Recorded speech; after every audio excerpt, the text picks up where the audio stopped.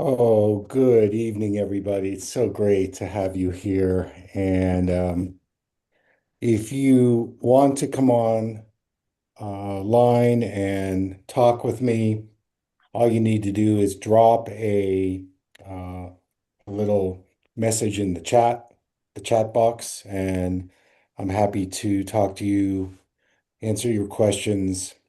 Um, we've got a lot of people who are international and they're in time zones where they may not be able to be live with us, which is unfortunate. But I want to stay on schedule. So we're going to start. This is being recorded and it will be available to you once Claire puts it up on our private YouTube channel.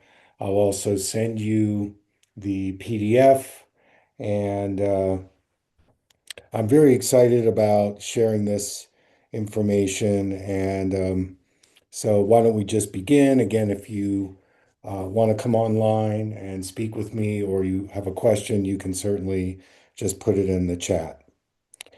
I have set up this perceptual cohort by design to be a small group. There were a lot of people who wanted to join, and I felt that they weren't ready. This is an advanced workshop, and the fact that you people are part of it because you've worked with me before in different ways, either through private intensives or my workshops. Um, I I didn't want to have people on here who were interested in quick fixes. And we're not looking for the surface level answers. We're looking for depth. And um, I know that the people that are taking this are interested in going deeper. And this is not conventional vision work. In fact, there's a lot of people that I turned away who probably could have fit into the group, but I think it would have slowed down the field, and I decided not to do it.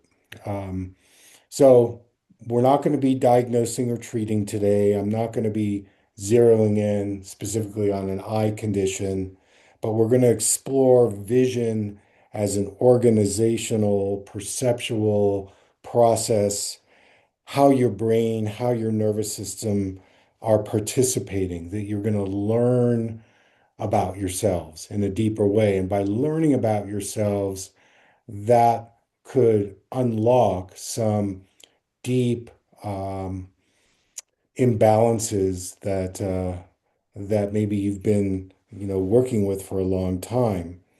And what happens is that most people are conditioned to think about their vision and their perception in the eyeball. But as I've kept telling people for 40 years, vision is a whole body process. And I have studied a lot of different modalities. One of them that I truly love is Moshe Feldenkrais's process, the Feldenkrais method. And I would say that a lot of the things that I learned in Feldenkrais, I use today in this particular setting. And understanding that if you can learn to regulate your nervous system, your movement, your attention, your memory, your trauma, even how safe or stressed you feel, if you can learn how to up your game in those areas, then health is much more available to you. I remember in one of the Feldenkrais classes, one of the definitions of health was being able to continue on in your life when you experience shock and trauma. And that's the first time I ever heard something like that. Usually health and vitality is I have more energy, I'm interested in longevity, I'll do red light therapy, I'm doing methylene blue, I'm doing this, that, and the other. But it really was interesting when I learned that with shock and trauma, that if we're still able to kind of navigate through our nervous system, our regulatory bodies, that according to Feldenkrais, that was a definition of health, which I love. And the idea that's going to happen for you is a recalibration. We're not forcing, obviously, I'm not going to be feeding you pharmaceutical drugs or symptom approaches, but I'm going to help you increase awareness, reduce strain, have less effort, and allow your new patterns to emerge.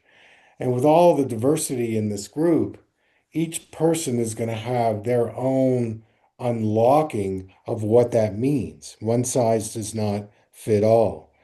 And some of the most meaningful shifts that I have made had to do with not efforting as much. And I remember when I was in vision therapy many, many years ago with my mentor, um, one of the first things he said to me is that you're efforting your eyes way too much.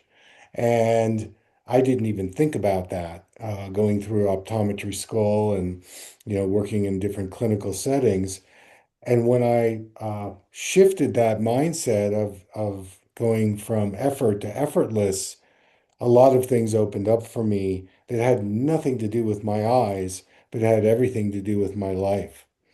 And so, today, as an introductory, we're going to be talking about ways of sensing your eyes and your body, ways of noticing, ways of working with your vision and your perception that may be very different than before.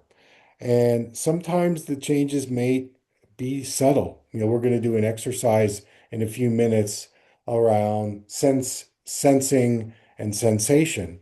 And a lot of people really don't understand sensation as a way to orient yourself. Feldenkrais used to talk about that a lot, is that when we sense our body more, and what are our sensations? And I'm going to give you a new list of sensations that maybe you haven't heard of around body awareness, because we can always say good and bad and stressed and tight. And, there's maybe four or five that we're using all the time. And I'm going to give you a list of sensations that maybe you haven't heard of that you can maybe start distilling into your own process. So I'm going to be guiding the structure. I'm going to be demoing everything.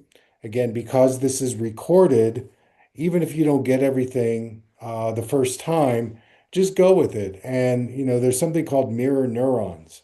And mirror neurons, if I'm doing something, your brain neurons are going to absorb it without you on a linear left brain level having to understand it. And mirror neurons are amazing. I remember when I was doing dolphin swims and we'd go out into the Pacific Ocean off the coast of Hawaii and the Big Island, and we would say, okay, just kind of swim with the dolphins, and they were doing spirals and waves and ripples and quantum bubbles and diving. And when people would be swimming with them for a few hours, their mirror neurons got so stimulated, and I could measure it in their biofield because I was using the GDV camera, the energy field camera, and you could see the growth and the expansion in the biofield days and days as we continued to swim with them. Not that we needed to be them or be like them, but the mirror neurons really had an effect on people and their ability to swim in the ocean. So observation matters, presence matters. And before we begin, I want to say there's nothing you need to prove here. You just come exactly as you are, and that's where you start. The other thing I want to say is don't worry about if you don't feel like you're getting like exactly what I'm saying in the moment. I find with these cohorts, that people will write me a year later and say, no, I understand what you were saying. So let it percolate, let it distill, go with where your attention takes you. It's the same when we do dream analysis. You have a dream and you go, what would you remember about the dream? Well, I remembered this part of the dream. start there as the portal and see where it takes you. You don't have to kind of analyze the whole dream or the whole story. I've worked with a lot of storytellers over the years, and one of the things they've taught me as a storyteller is what part of the story resonates with you. And I'll be telling some stories in this as well. What part of the story did you resonate with? And for each person, it's probably going to be very different. That's your signal of, okay, let me dive in there, and that's where I'll start. Now, in this cohort, and for today and for the other three sessions, we meet every 2 weeks at this time. We're going to move slowly. This is very different than the aromatherapy certification course that I just finished, where we're just going to go through a PowerPoint and it's going to be super quick. We're going to go slow.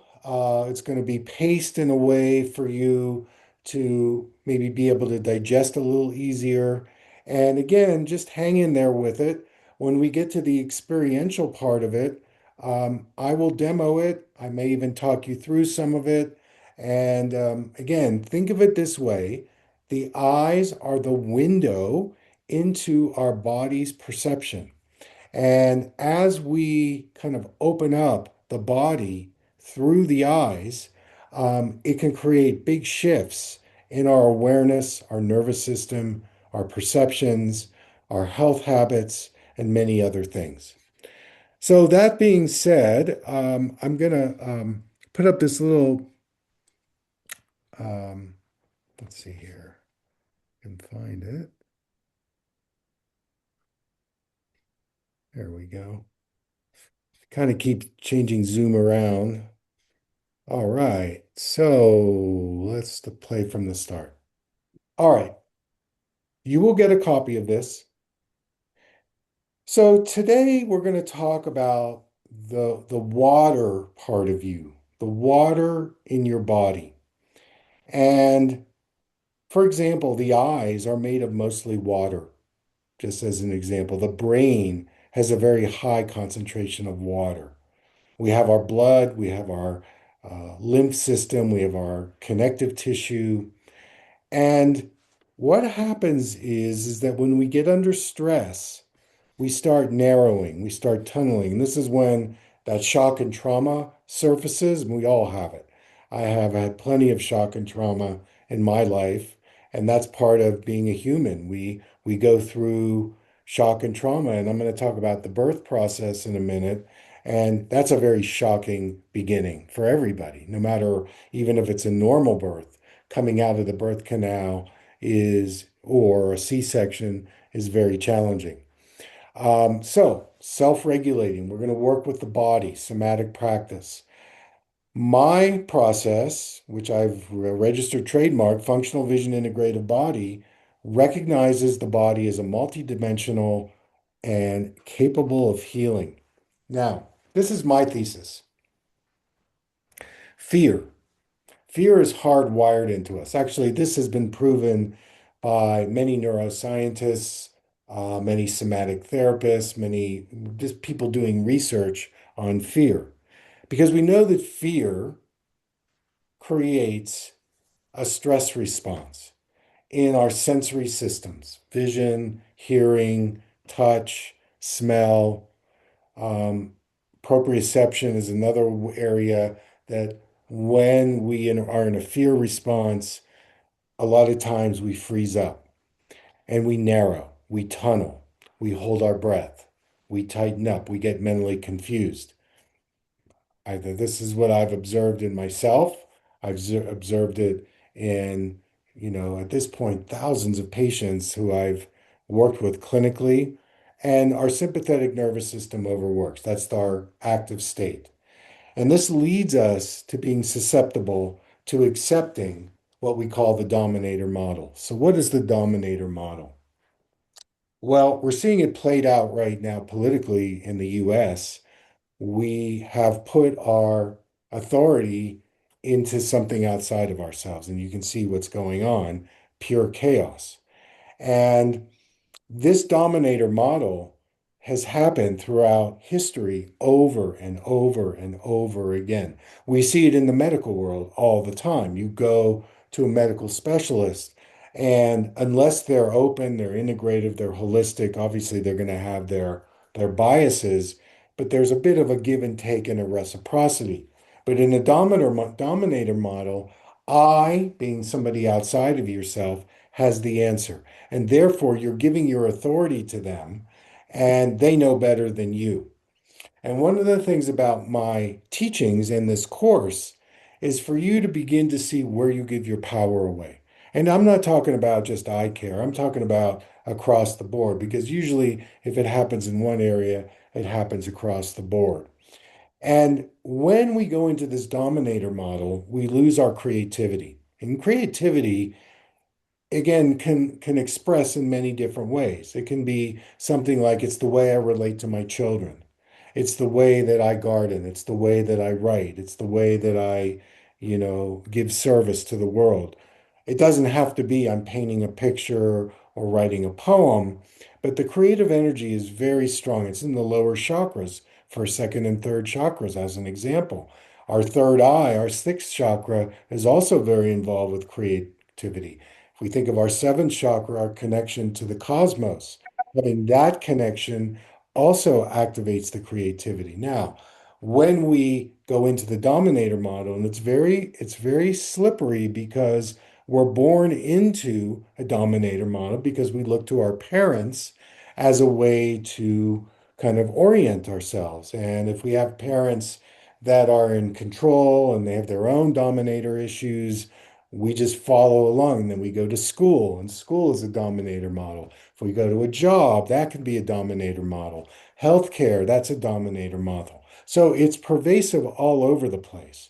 And then when we get into the trauma part of it, the shock, this informs our decision making. And our body does begin to shut down. Now, let's take a moment and let's go back to our birth experience. I remember when I was studying craniosacral therapy, we actually had to write a story about what we thought our birth was like. And I asked my mom, and as far as she remembers, it was a natural birth, and so on. My brother had some more issues with it. So it was very interesting if you kind of, your parents may not be alive, and you can certainly make it up about what was your birth experience like. I mean, that's one of the major imprints in our life. And fluid dynamics is a big part. And if we rewind even further prenatally at conception through our gestation period, we're in a major fluid dynamic situation. And at conception, the sperm and the egg merge, and it creates what we call something new, right? And in creating something new, we have to go through a dissolution. And I want to emphasize this for a moment. The people in this class, many of them are nearsighted, as an example. And one of the things that you know when you work with me is I either give you reduced prescriptions or I give you prescriptions where you take your lenses off or opposite prescriptions. And that creates a lot of blur. And one of the reasons why I do that is because I want your nervous system to experience a form of dissolution or dissolving. Because what happens is that we are always in this heightened state of sympathetic nervous system, and there is no dissolution because dissolution means that the form is going to change. And in the first place, our form changes is when that sperm and egg merge. We have to go through a dissolution to get to how we start developing as the fetus. We form a midline. We start seeing the spine forming, the gut, the heart, the face, the eyes. Happen very early in our prenatal development, but we have to go through a dissolution before we're resolving into something more organized or more complex. But the point I want to make is that in this class, I'm going to spotlight resolution and dissolution. Because if we don't allow our organism to experience that range of dissolution to resolution to dissolution, we're always going to be holding our breath. We're always going to be in this controlling fight or flight freeze sympathetic nervous system response. And it's scary to go into dissolution. Dissolution means uncertainty. It means I'm not in control. It means, whatever you want to make it mean. And when we start forming in utero, we're like 99% fluid. I call it a liquid crystal. That's what the fetus is about. We're floating in our mom's amniotic fluid. We're in a spiral phase. The fluid is spiraling. The heart and the eye are bonding. We're going to talk more about the heart in some other future experiences together.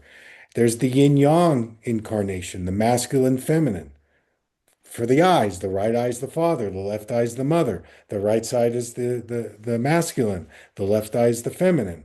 So we're merging fluid dynamics here.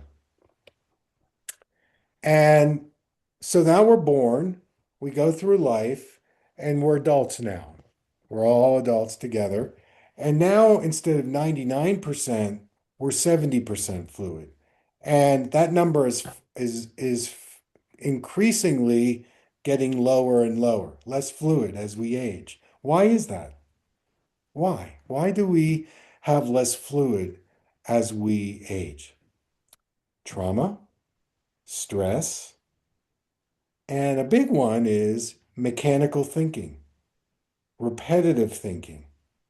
Our attention, we are either ADD, ADHD, OCD, all these different things that are put on us mentally. We keep replaying trauma tracks. Okay, we keep replaying historical things that have happened. We're orienting to the past. Whatever it is, what that does is it begins to dry us up and dry us out. And this affects the fluid body. And the fluid body is our medicine. It's the medicine that as we stay in a flow state in our body, then the cells get more communication and nutrients. And I'll talk about that in a minute. So we talked about dissolution and resolution. That's the first key topic tonight. The second key topic is the difference between a closed system and an open system. Okay, this is important, so let me explain. A closed system is a system that is very narrow. It's very rigid. It's very black and white. And an example of a closed system would be going to a traditional eye doctor. Okay. That's a closed system. There's no thoughts of anything outside a narrow, indoctrinated model that the doctor and the field in the office is presenting. We can look at fitness. That's another mostly closed system. When we continue to do repetitive, isolated movements, we go to the gym and we do a lat pull or we do a curl, and that's all we do. And we're not taking into account the whole body when we're doing that, as an example. That's a closed system. Now, an open system is a system where we actually go into a mindset of inquiry. We go into, there might be other options here. And in fact, the farther we allow ourselves to move away from the status quo, the more we're in this open system. This open system allows for more vitality, more creativity, more aliveness, more flexibility, better circulation. So, closed systems versus open systems. When you enter my field, and it's a very small group of people, this is an open system. This is an open system because honestly, what I love to do is, especially in our vision intensives or our in-person workshops, is give you something and let your organism respond to it. And based on that response, maybe guide you in a new direction. That's an open system, as opposed to, hey, I'm giving you this, it's X, and that's it. You're going to get Y. If you don't get Y, X, Y, Z, it's your problem. But you can see the black and white in it. So we're going to talk more about closed systems and open systems. But in my view, if you've signed up for this course, you're going to be in an open system, and open systems are where things thrive.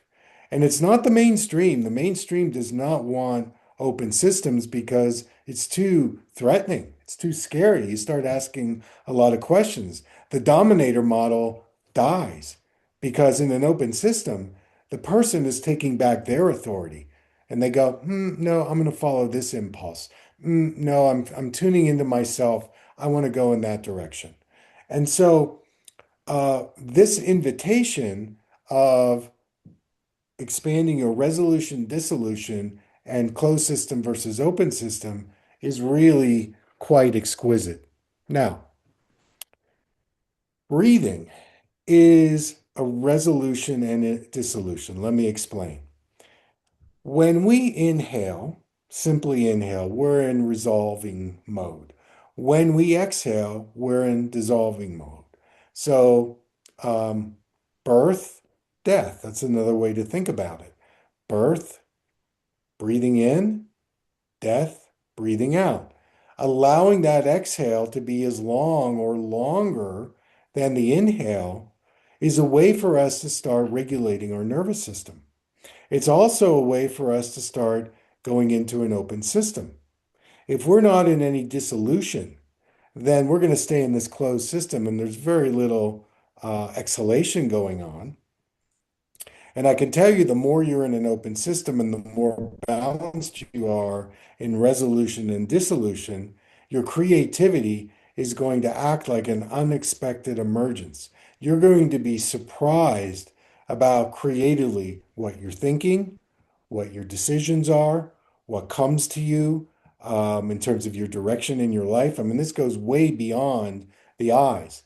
I remember when I was in vision therapy with my mentor, I was practicing in Philadelphia, and I grew up in a very structured environment. So it was a closed system. For a variety of reasons, it was a closed system.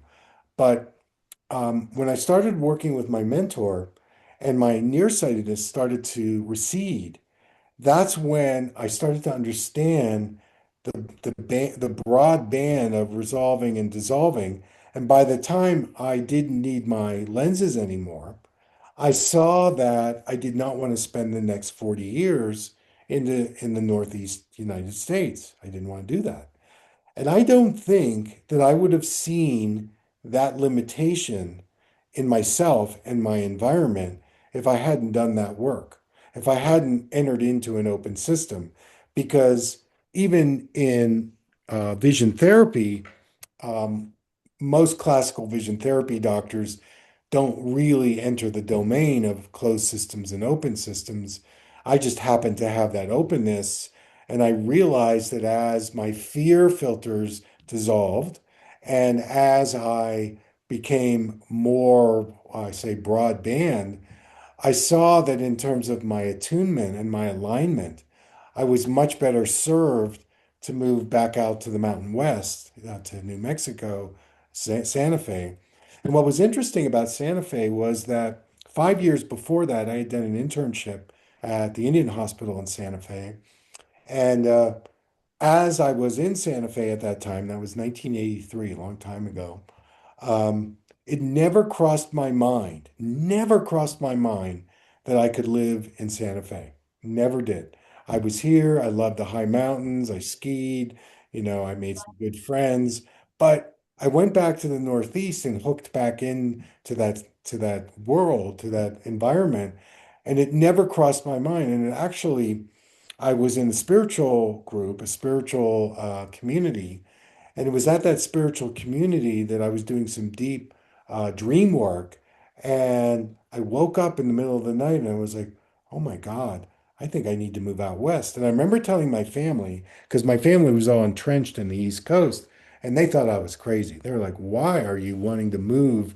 First of all, they thought it was Mexico, not New Mexico. They thought it was Mexico.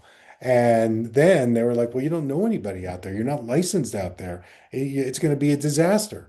And I remember telling my partner at the time, because I was getting ready to buy his medical practice, and it was a very lucrative opportunity. And I remember going to him and having a meeting and saying, I've decided I'm moving out west.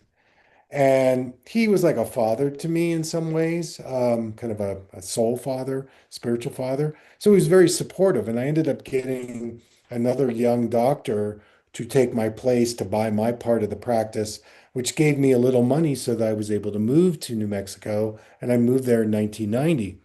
And I remember the other thing that happened as I dropped my stuff off, I rented a little apartment in Santa Fe, is the first place I went on a backpacking trip for a month was Hawaii. And I didn't know anything about Hawaii. I didn't know why I was going. And, over the years, Hawaii has become a very important spiritual home to me. And in 1990, when I moved to New Mexico and then I went right out to Hawaii, I didn't know. I just knew that there was an openness and I followed the stream. So the thing is that this last sentence on the slide is very important. Self-imposed or outside, and I would say rhythms, I would say outside indoctrinations, and it's family, religion, work, health, whatever you want to fill in the blank. When you have those imposed things on you, you start to make them self-imposed, and that suppresses your impulses. And I can speak from firsthand experiences. I lose touch with my body, and my fluid body disintegrates. And this work that I'm presenting to you is very powerful. And even if you don't understand it and you're like, what? Stay with it. Again, I've kept this group very small for a reason because I've taught this to big groups and there's so much fear in the room and there's so much resistance that it affects the people who want to do the work like you. So that's why I've stopped, opening it up to the general public. You have to go through a lot of hoops to be able to get to this point. All right, so what's important about the body as a water body? Well, number one, it helps the cells communicate. And every cell in the body lives in an interstitial fluid. And our nutrients, our hormones, our electrical signals, they travel through this fluid medium. And as we start to dry out, the nutrients don't absorb, the hormones go away, the electrical signals stop working. This leads to pain and inflammation. And the cells, when there's fluid, they sense their surroundings. They're more alive. They feel vibration. They feel chemistry. They feel pressure changes. So there's a lot of things by being able to reactivate your fluid body as you get older. And everybody in this group is adult. But I've worked with children in this way to really be proactive in getting their bodily functions to live like a living ocean of community. And this communication between the cells through the fluid body is critical. It's so important. And as we age, I've seen it, it goes away. So movement begins in fluid, not muscles. It's a spiral movement, it's a wave movement, it's a pulsating movement. When fluid or water travels in a straight line, it loses its um, vibration very quickly. I've actually researched this. I've done a lot of water research over the years, and maybe in our next session I'll talk more about that. But when water starts spiraling or pulsating, and this happens before the muscles contract, the body organizes movement through the fluid shifts, and this includes the eye muscles. And when we get into that computer trance where we're looking at digital screens a lot, looking at our phone a lot, and then we're in a trauma response, like we watch the news or we read the news right now, which is going to heighten fear, trauma, stress, narrowing, and so on. What happens is we lose the breathing, the circulation, those subtle oscillations that create the internal motion that it prepares the body to move. And that's what we're going to access today. So think fluid waves rather than muscles in this. Wave motion. Think of the ocean. Think of throwing a pebble in a pond and watching the ripple effect. Going to a stream and watching how the stream navigates when there are obstacles around the rocks, through and down. You see, when we kind of access more of our fluid body, we emulate that ability to move around obstacles and things that are maybe in our way. That's the creativity that emerges. So, being in connection to our rhythm and our resonance. And the best way for this to happen is when we slow down. So, speed reduces fluidity, speed creates more stress. Speed reduces sensation.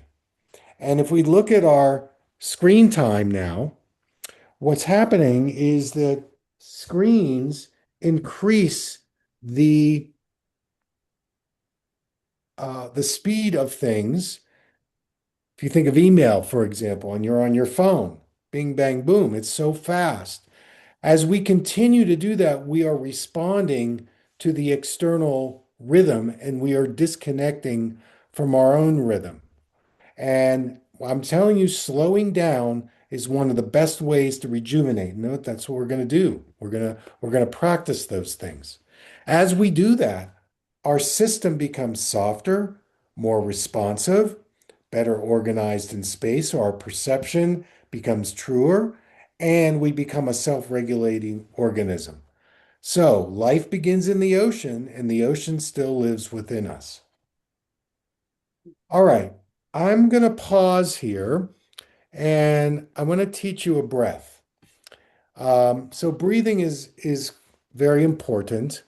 And one of the breathing practices that I don't know that you know this one, it's called the lunar breath, Lunar.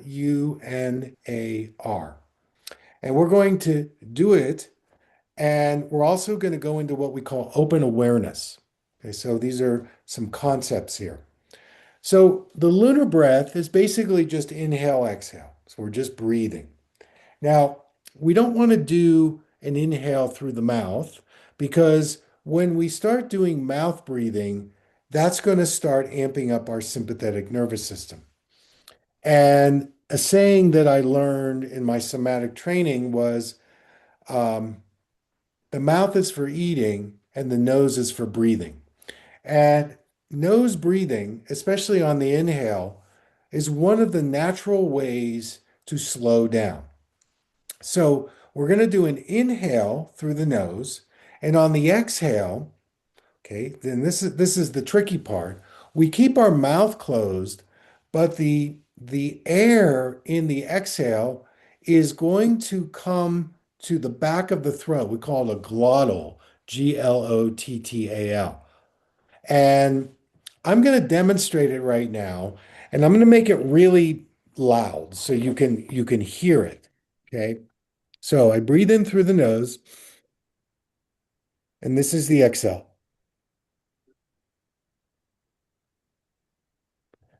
Inhale, exhale. So my mouth is closed and the air is going down the back of the throat.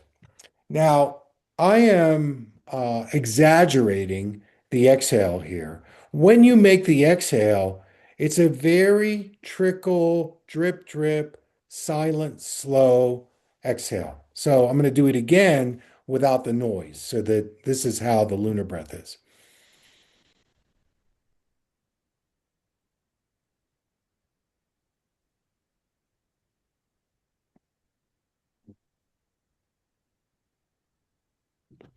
I would say the way that you can assure yourself that you're doing the exhale properly is just exhale and keep your mouth closed. Okay. That's the key. Keep your mouth closed, and the air is going to run down the back of the throat, and it will start to kind of go into the lung area and down in there. And it creates this cycle of inhale, exhale. Now, what we're going to do is we're going to do 10 of these. Okay. And you're going to go at your speed. And we'll make this a little more interesting by having you palm as you do it. So you can put your hands or your elbows on a table if you want, um, or in on your lap. But here's the thing. You're going to do 10 of these, nice and slow. We don't want hyperventilating. You don't have to like do a super big inhale. After the 10th exhale, okay, there's probably going to be a change in your state, your nervous system state. I would predict that you're probably at some level going to be more internally aware, or you're going to be slowed down. You're going to be more in your body. Something is going to happen that is going to reset your nervous system. Now, when that happens after the 10th, you're going to close your eyes. And I'm going to ask you, what are you feeling? What are you noticing? And this is the listening part of the um, the process where we do a stimulating activity, this breath. That's the yang part of it. We're active. And now we're going to do the yin part of it. What am I feeling? What am I noticing? What is coming up for me? What's my sensations? And we're going to do that for about 30 seconds after we do the 10 lunar breaths. And let's just see where it goes. So go ahead and begin. Get yourself settled. Again, when you're ready, you can start. You're going to breathe in through your nose, keep your mouth closed, do a slow exhale.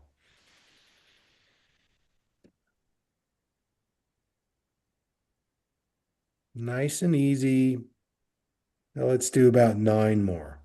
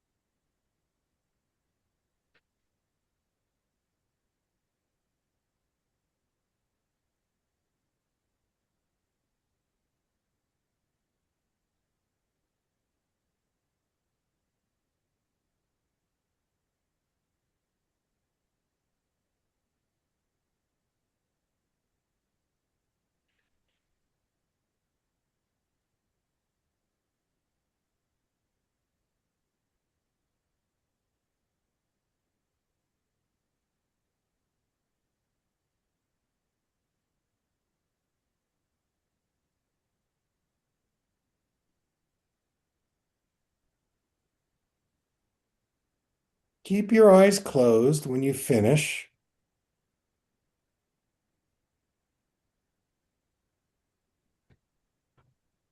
and notice your state of consciousness, what you're feeling, what you're noticing. Invite your body to express itself.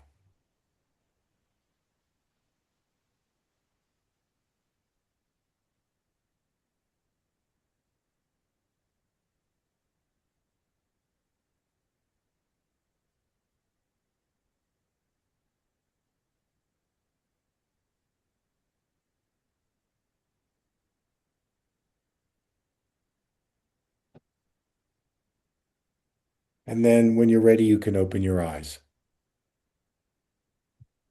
So I know for me, when I did this exercise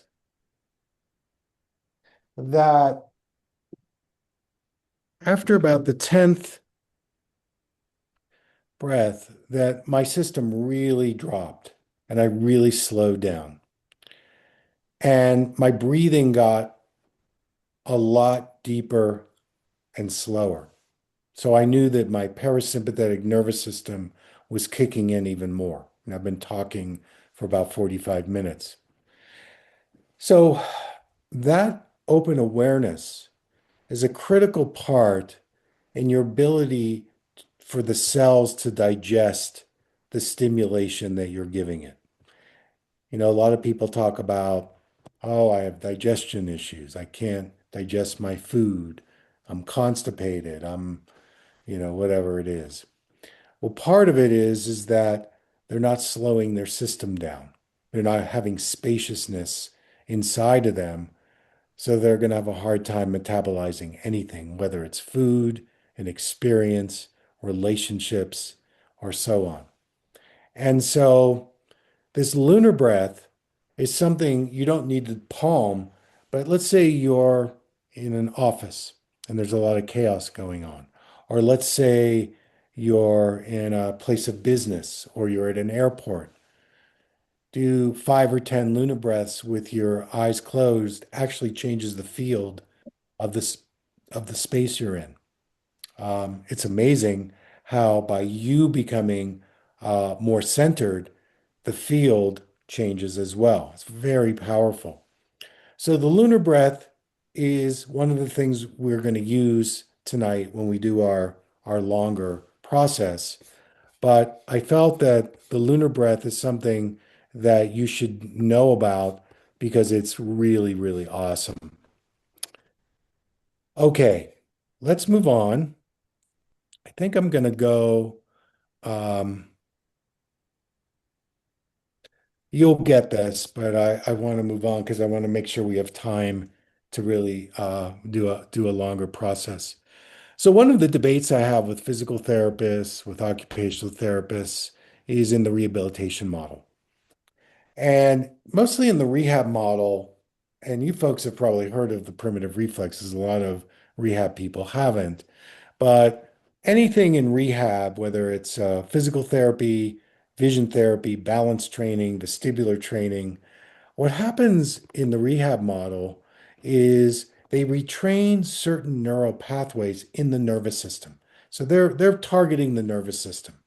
And the focus is often correcting patterns after they become dysfunctional. Okay, so they go in and they try to do that. Now, in this process I'm teaching you, we're actually going more upstream.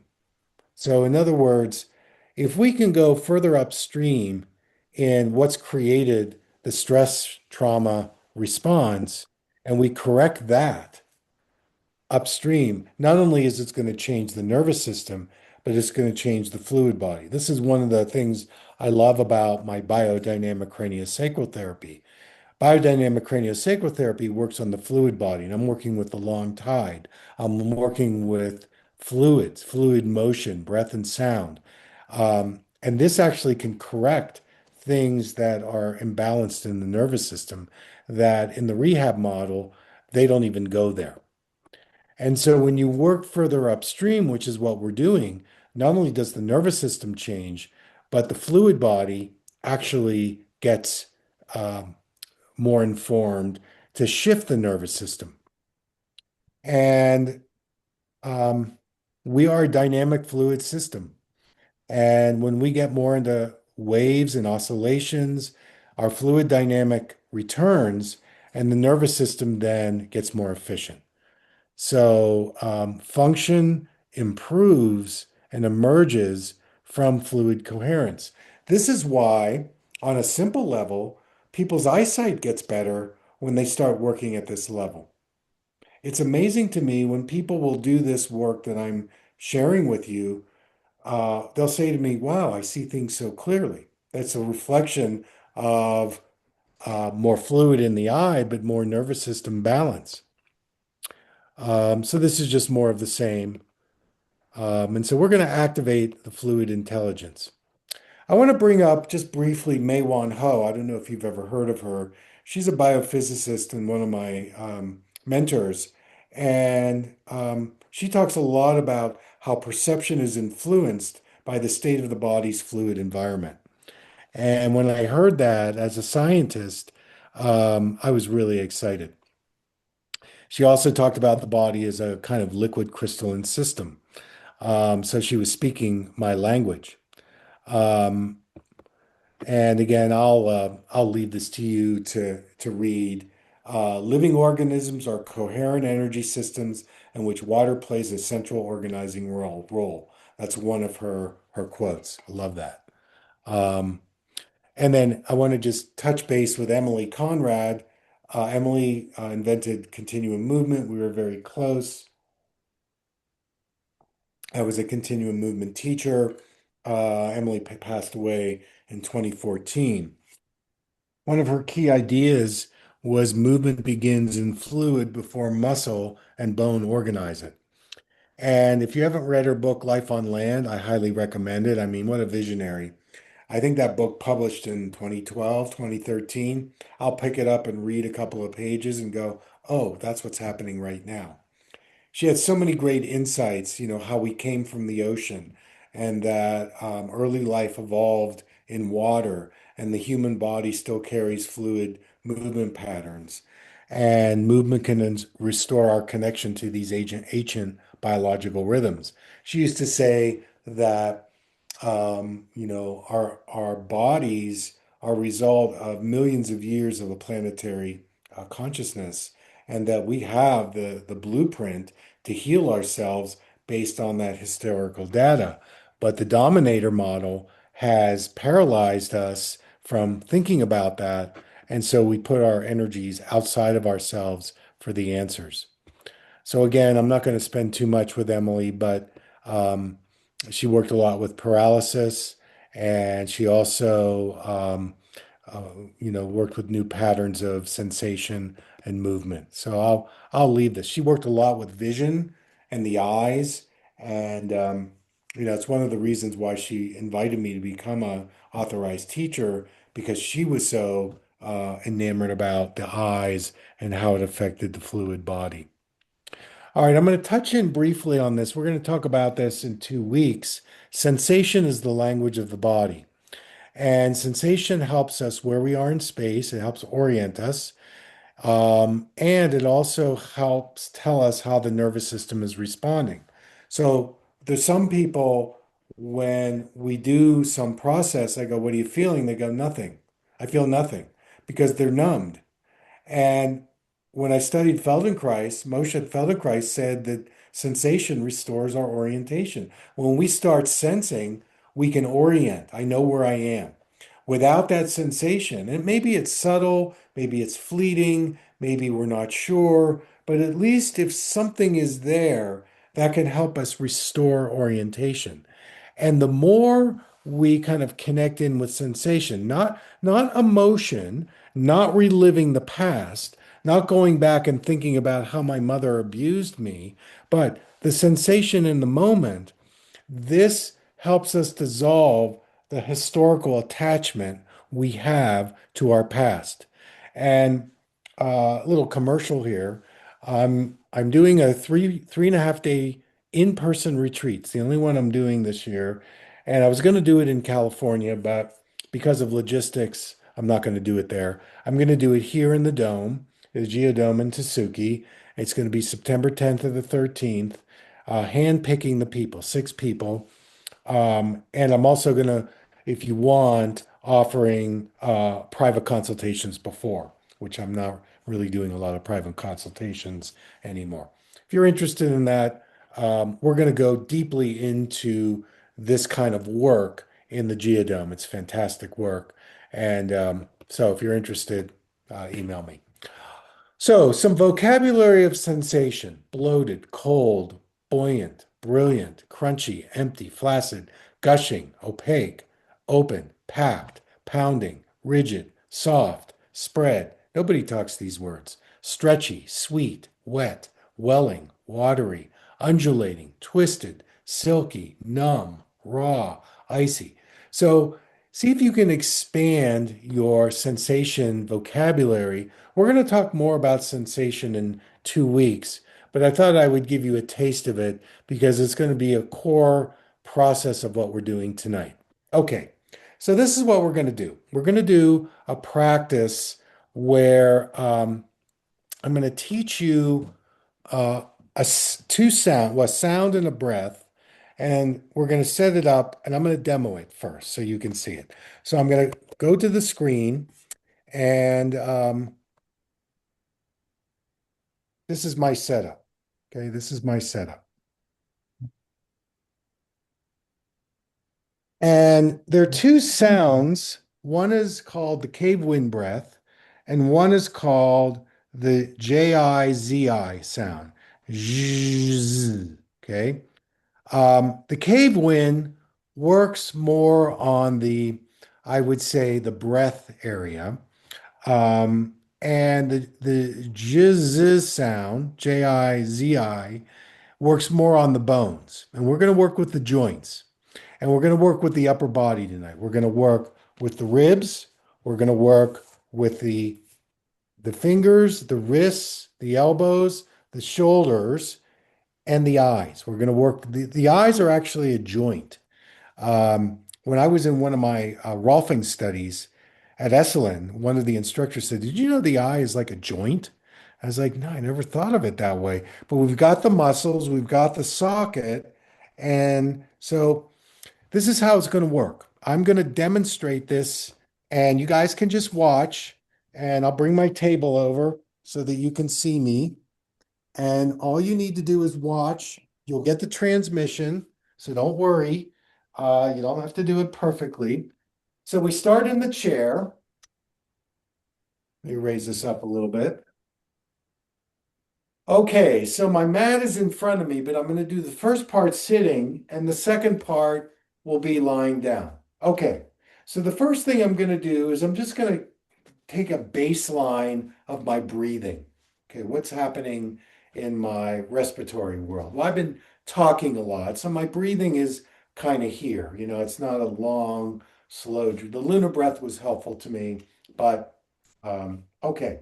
So I'm sitting in the chair, I'm closing my eyes, and I think I'm going to narrate this. So I will talk you through this first dive as we go do it together, but I'll demo it. All right, so my eyes are closed and I'm just getting a baseline of my breathing. Okay, and I'm noticing on the inhale, it's kind of getting stuck right here, and there's basically very little exhale. So I'm not having a really good full exhale. And we'll see what happens at the end.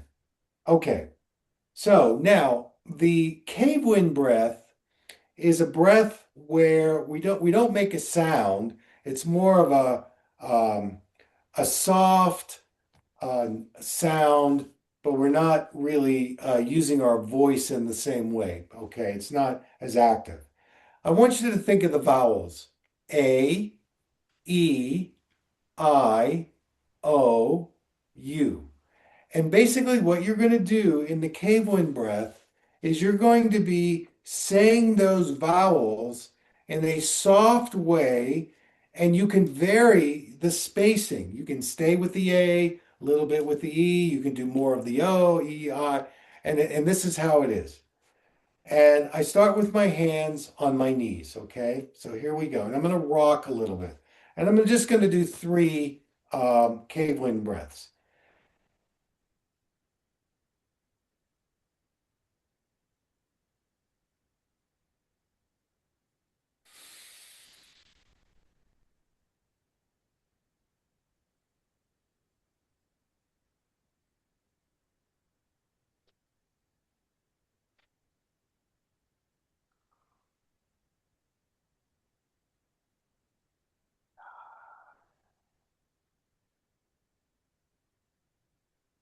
Now, when you get good with the cave wind breath, you can mix up the letters, the vowels. You can say go from A to U, I to O.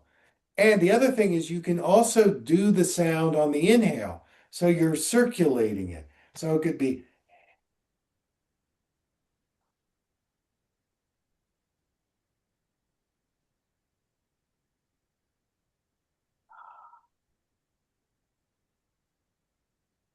So, but for now, if you can just kind of go through A-E-I-O-U, you do the inhale, you do the exhale on the A-E-I-O-U like that. That's great. All right. Now, the second part is the J-I-Z-I sound, and I'm going to be putting my hands on different parts of my joints. Okay, my diaphragm is here, so I'm going to probably do one here. I'm going to do one here, and I'm not going to get to the whole thing, and I'm also going to do it around the bones of the eyes. So this is how it goes. I'm going to start with my ribs.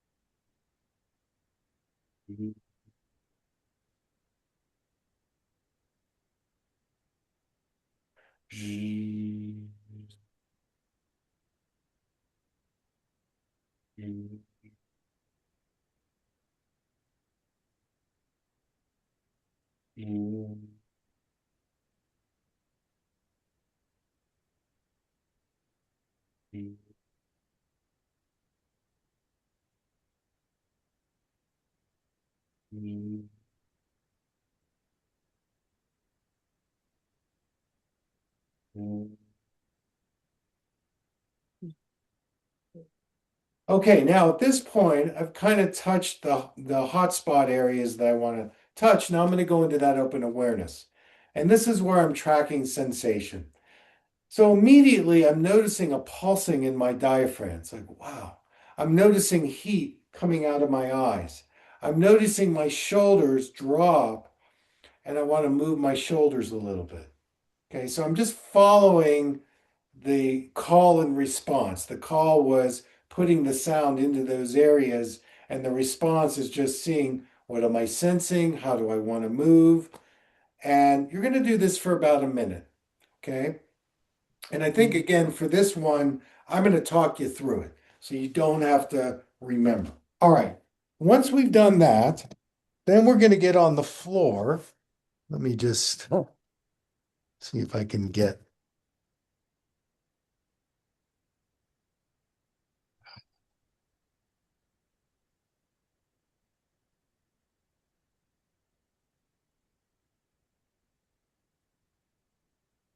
Figure this out. That's probably going to work better. Move the chair.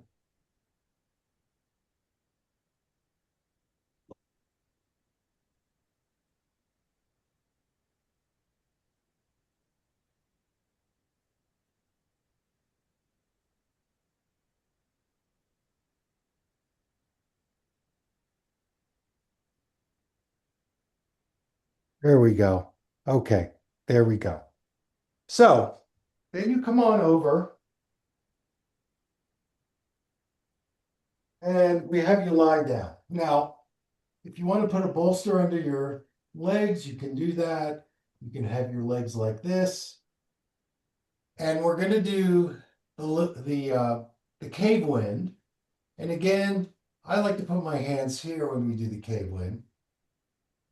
So I'm going to do a little bit of the cave wind, and then I'm going to go into the Jizi.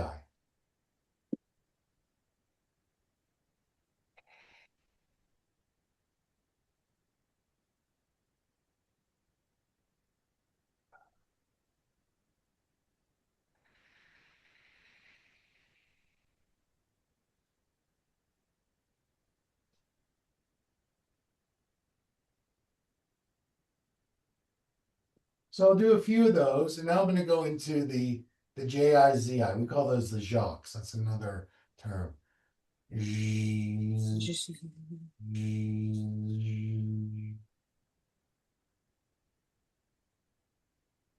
Working a lot with the ribs.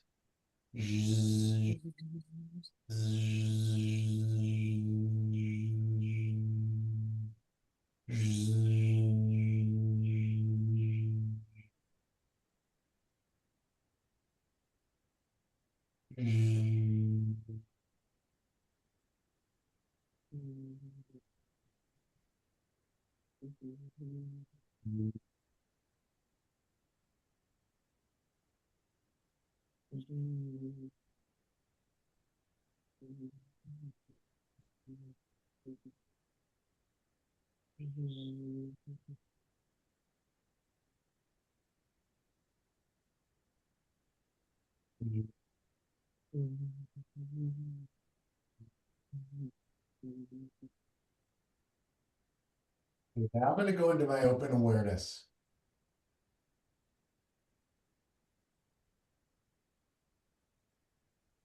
And I can feel my jaw dropping, opening. The tension in my forehead is releasing. My eyes are really dropping into the eye sockets nicely. So my eye muscles are relaxing. My neck wants to move a little bit.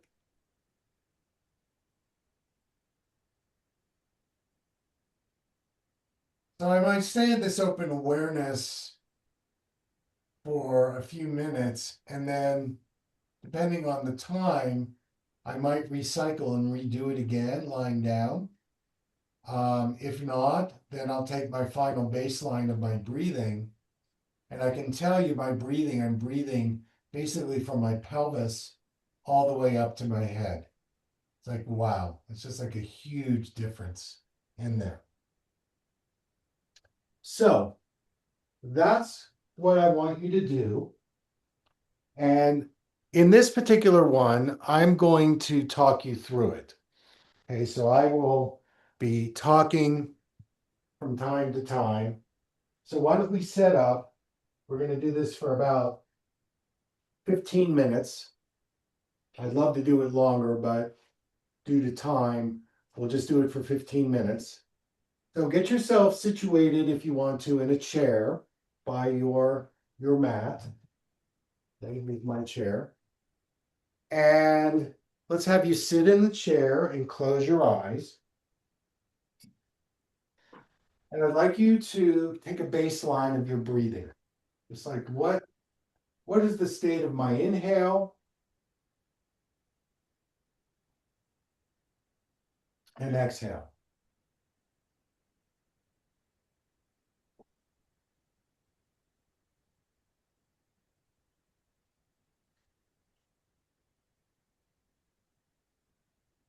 Perfect.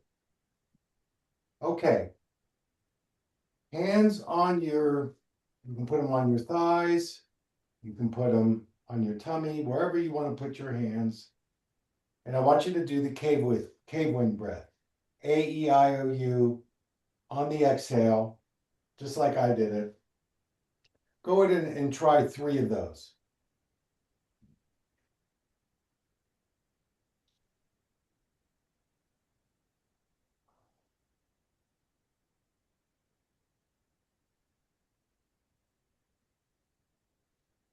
You can rock if you want. You can move your body if you want as you do it on the exhale.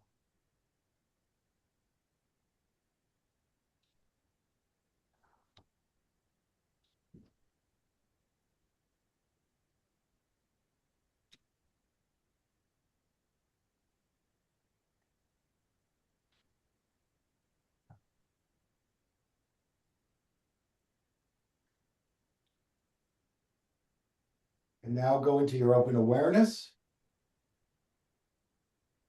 Listen to your body's responsiveness.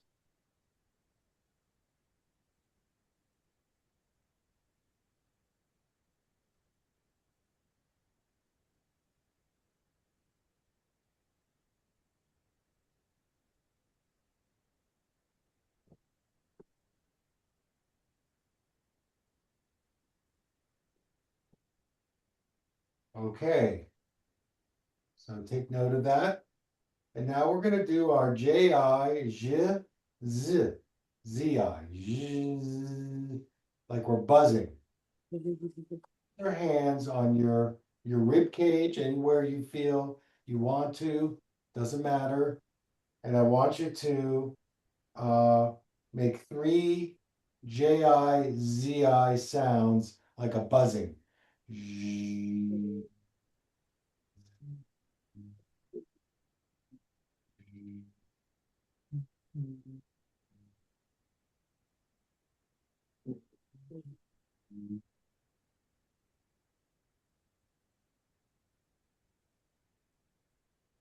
Good.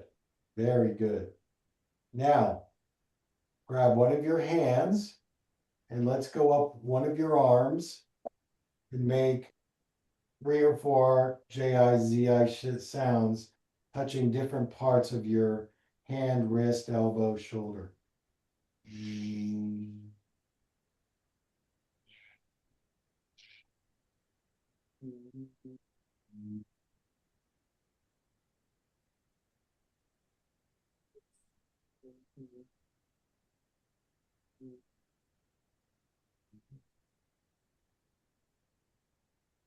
And then let's do the other side.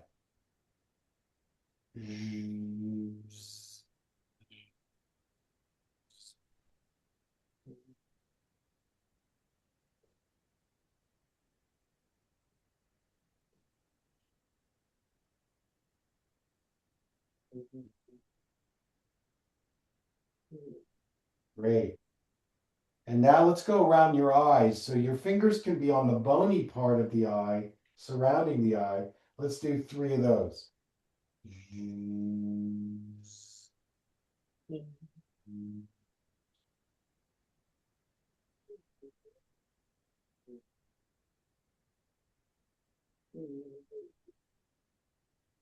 And then go into your open awareness. Eyes are closed.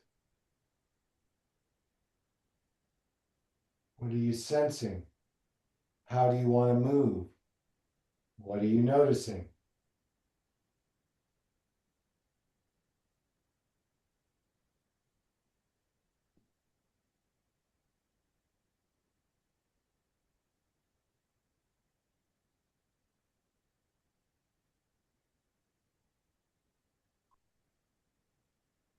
Okay, great. Everybody's doing really well. I'm tracking you. Now let's move to lying down on the blankets. Get yourself comfortable. Again, you can use a bolster under your neck, under your legs, and something for your head. So you want to be comfortable, no pain. And we're going to do 3 cave wind breaths around the diaphragm. That's the AEIOU.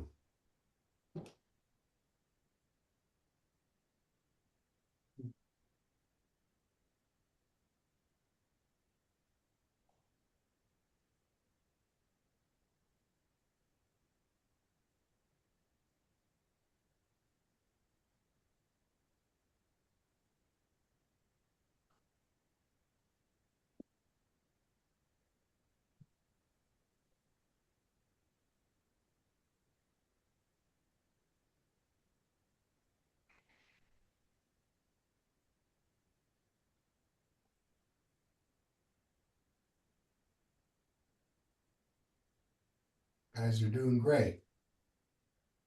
Now you're going to take your hands around your ribs. If there's an area of your rib that you want to work with, 3 jocks in a rib area.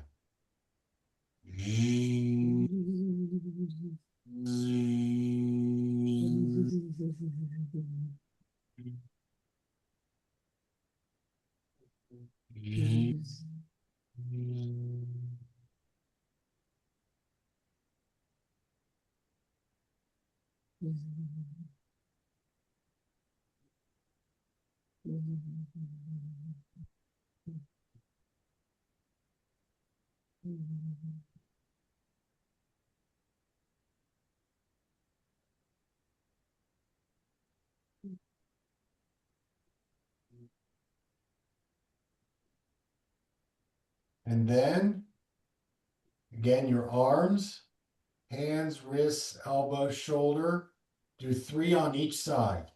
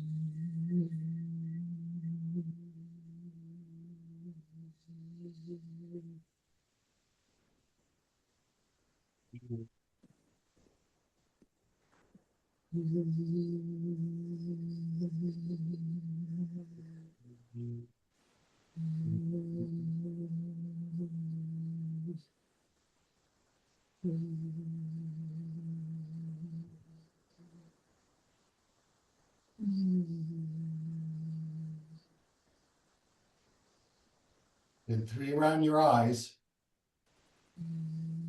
and go into open awareness.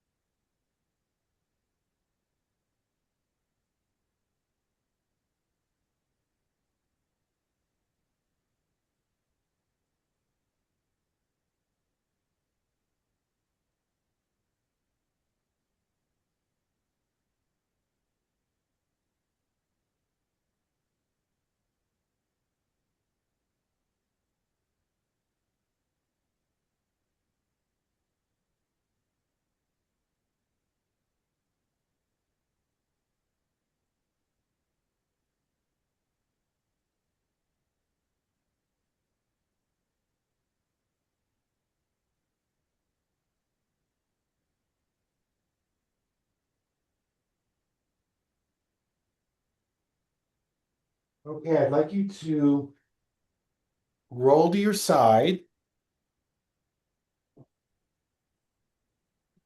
Just hang out there for a minute. Roll to your side.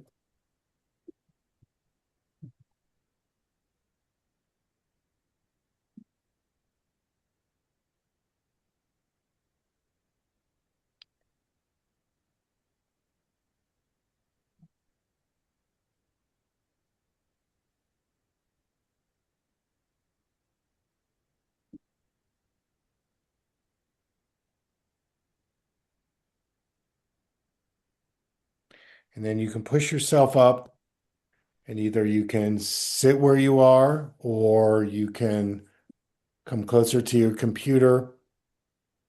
And I have a few final remarks I'm going to make about what we just did. Um, so,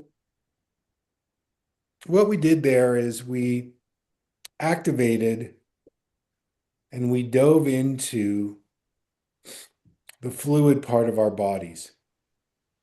And there are many different levels and layers. I call it surface to depth, meaning that even though I might be touching the outside part of my hand as an example, I could spend more time in this area, and my touch goes into a deep part of, say, the synovial fluid, the joints. If I broke this arm as a child, the elbow area. So I like to work on this a little more. Um, when you do this, and I would like you to do this, or at least a component of it, every day, even if you can take 10 or 15 minutes and pick a segment. You want to work around your eyes with the Jacques, great. If you want to work with your rib area, that's going to help your breathing. That's why we did that. The diaphragm, the cave wind breath. You think of the cave wind breath, the cave, if you come to a canyon and the canyon is blowing the wind through the canyon, It's like a spiral wind. It kind of causes your undulation. It's one of the great things about the cave wind breath. And as you get more adept at making the cave wind sound, you can really creatively you can mix up the vowels. You don't have to do them in that sequence. You can do the rotational breathing where you can actually make the sound on the inhale as well as the exhale, like this.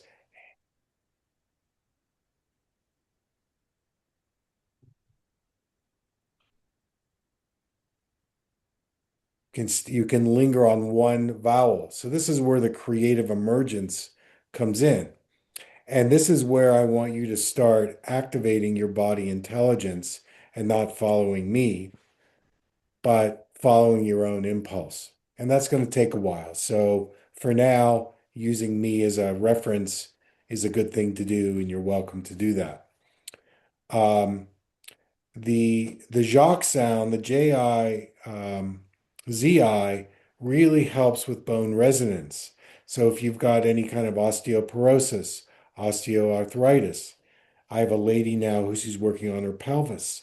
She's losing some of her bone density in her hips, and we're doing the Jacques in the hips area. Making sound is a way to create more resonance in the bones. Um, if you've grown up in a childhood where you were told to shut up or you were told not to use your voice, later in life, that can cause um, part of the bones to disintegrate because your voice is a resonant vibration that resonates the bones. So it's one of many things that you can do around getting your bone density better. So using your voice and making sound, and you're generating the sound from within is very powerful. It's very potent to do that. Yes, there are things like sound baths and sound coming from the outside, and all of that is valid and good. But in my somatic travels, I have found that making your own sounds actually are even more organically healing than the external sounds. Again, we're moving away from the authority out there and coming to your own inner authority, your own inner physician, so to speak. So in this sequence that I've given you, this structure, which is number one, get a baseline so you know where you start, where you're starting from in terms of your nervous system, and then doing the cave wind sitting up along with the Jacques, your vestibular system is getting a different input when you sit up. So your relationship to gravity is very different when you're sitting up versus when you're lying down. That's why I'm having you do both. And we're going to do a lot of different things with gravity, sitting versus lying down. Both are valid. So the first part of this is baseline, sitting up, cave wind breath, Jacques, ribs, joints, joints around the eyes, open awareness. Lying down, cave wind breath, Jacques, Jacques, Jacques, open awareness. Now, my preference would be if we would have had time, I spoke a lot tonight, is that we would do this particular sequence for 45 minutes. So that means you get to cycle through lying down 2 or 3 rounds. Now, the more you cycle through a sequence, the deeper you can go in your body. The other side of that is that I've had people that are really sensitive and they don't want to do the cycle again and they just want to rest. They want to spend more time in open awareness. I have done dives where I actually fall asleep. I don't even do the sequence because my system needs recharge that way. So the whole thing is for you to listen to yourself and what it needs. And if you overdo it, that's on you.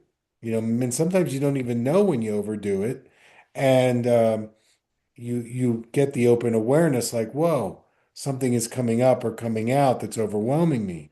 Sometimes that's actually a good release. Things on your skin, trauma. emotions, memories, things that come up, tightening in the muscles. All of those things can be an unwinding of the spiral wave pulsating fluid body. So you have to know how far to take your system from equilibrium without going too far. And that's why listening to your responsiveness is critical. And each person has their own level of how far can we go. So the homework is going to be the dive, and how much of it you want to do is up to you. I would love to see you do the whole thing every day.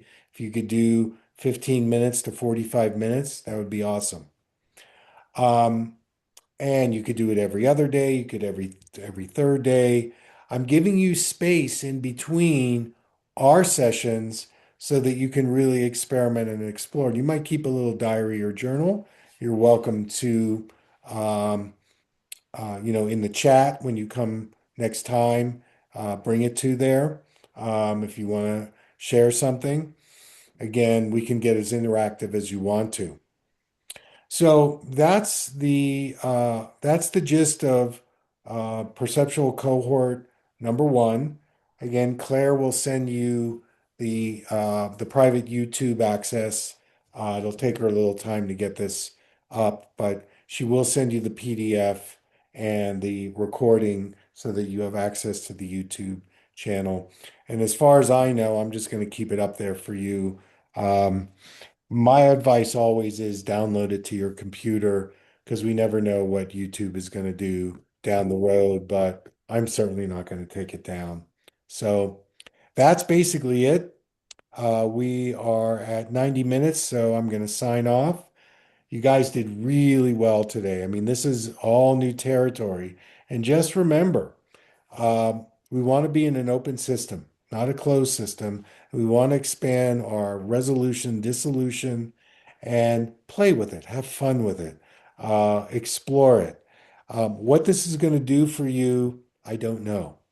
My prediction is it's going to give you more resiliency, more balance, more range, more versatility, and more perceptual acuity, and whatever that means to you. All right, same Zoom link, 2 weeks this time. Have a good 2 weeks, and thanks for being part of our community. Take care.